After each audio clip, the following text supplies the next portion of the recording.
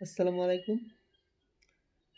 আপোনালোকে গম পাইছে মই এক্সিডেণ্ট হৈছিলোঁ আৰু এক্সিডেণ্টৰ পিছত বহুত দিন ভিডিঅ' দিব পৰা নাই, কাৰণ দুখ পাইছিলোঁ। গম পাইছে, এতিয়াৰ পৰা আকৌ ৰেগুলাৰলি ভিডিঅ' যাব। 2-3 দিনৰ ভিতৰতে আকৌ ভিডিঅ' দি আছোঁ।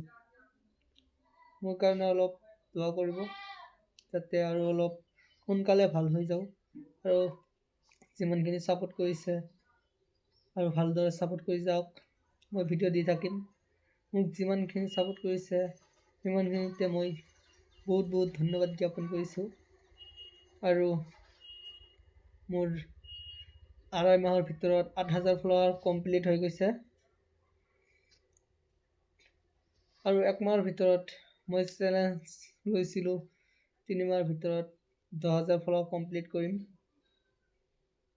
আৰু কেইদিন বাকী আছে, কিন্তু এক্সিডেণ্ট নহ'লে মই 3 মাহৰ ভিতৰত কমপ্লিট কৰিলোহেঁতেন।